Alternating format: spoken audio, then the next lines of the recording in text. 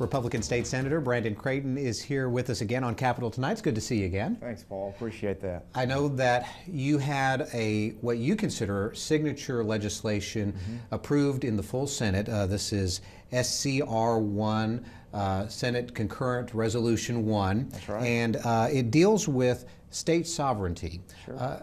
Talk about what it says, what the meaning of it is. Well, for several years, first in the House and now in the Senate, it's been a top priority of mine to emphasize state sovereignty or state authority and how that relates to what the federal government is supposed to be working on. And our Constitution depicts that. We have a very limited centralized government, very few things they're supposed to be focusing on, and all else is left to the states. That's our Constitution, that's our 10th Amendment, and I'm all for Texans running Texas. You talk about mandates from the federal government as part of this. What are some, just to give us an idea of some of the mandates that you say, really should not be thrust upon Texas? We've had unfunded mandates for years under various administrations, from No Child Left Behind to the Real ID Act. We've seen the Patient Protection Act or Obamacare, with the Supreme Court ruling leaving, from a 10th Amendment perspective, Medicaid expansion as a choice to the states. Half the nation has chosen to accept Medicaid expansion, half has chosen not to. Texas is one of those that's chosen not to. And these are fundamental, very important decisions that we make in the legislature. These are constitutional decisions that we're making that ultimately are used in court when these challenges take place. And I think that Texas is in the right place compared to New York, California, and Michigan in making sure we stand for our own. I know this is a resolution, so it's non-binding, and it was voted on along party lines, but other states have also adopted similar resolutions. So if it's non-binding, what does it do? What kind of good do you think would come from it from your perspective? Well, and I've been asked that before. Political grass fires across this nation have begun with much less than a resolution in a state legislature with the full faith and credit of 26 million people standing behind those representatives that pass it. So it's very important to me for our membership, our legislators in the House and the Senate, to understand what the framers intended by the states having the authority that they deserve and the people standing behind that. And it's very important for me to see nationally that when Texas filed this measure just a few short years ago, when I authored the measure, 37 states within 7 weeks filed it. So as Texas goes, many times so does the rest of the nation. And I think in this situation, we need to continue to promote that message. Now, this is your first session as a senator. You were in the House. Now you're representing from the northern suburbs of the Houston area all the way to Beaumont, Port Arthur, and you were involved in your first Senate budget process. Now, I know you were a no vote in the House in the last budget, but it was a 30-to-1 slam dunk for this Senate budget, and you, of course, among those who voted for it. What's the difference between what you saw with that House budget 2 years ago and this budget? Right, and that no vote in the House, and I served as caucus chair leading the Republican caucus, and it was a tough vote. It wasn't an easy vote, but I saw that border security 2 years ago had been cut as far as the funding that's usually implemented for those purposes, and among other things, that really bothered me, and I just could not, in representing my House district, support it.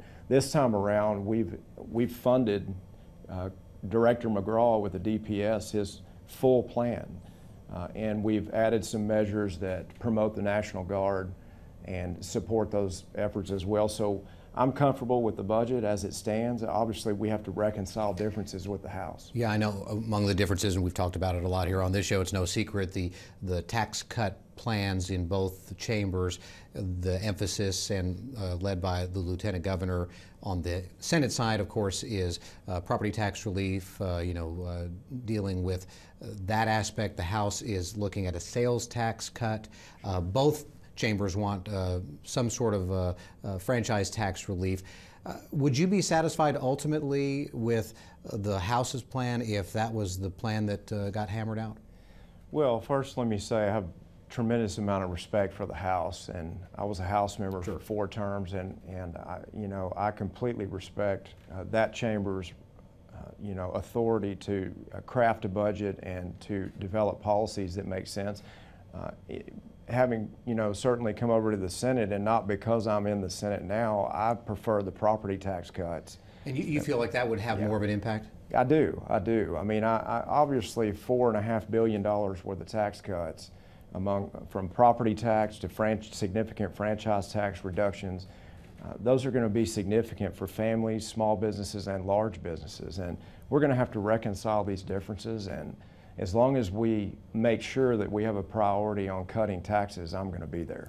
A few other things related to, I know when the Senate budget was announced, you had put out a statement, and among those you were happy that Medicaid expansion was not included, as it wasn't, nobody expected it to, although there's always going to be an attempt.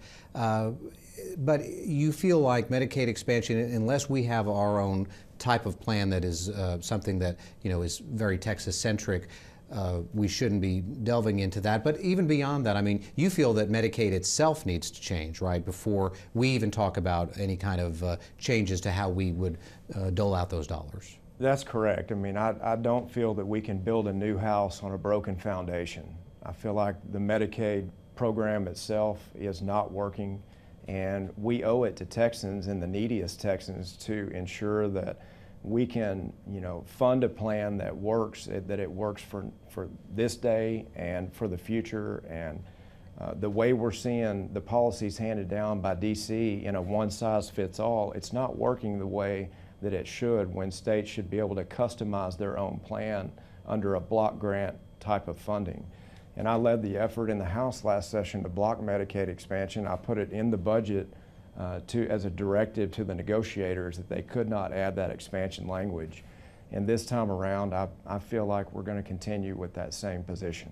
Very, very quickly here, with less than a minute to go, any other issue that in your first session here as a senator that's important to you? I know you have one resolution that's dealing with the desalination of brackish water, for instance. Yes, we've made significant strides on infrastructure and water planning and funding, but we're going to have to get to the details. So we have limited amounts of potable water or clean water in some of the thirstiest communities in Texas, and we're going to have to look at desalination for making use of our brackish water supplies, and I'm going to be working with that as my top priority to finish out this session.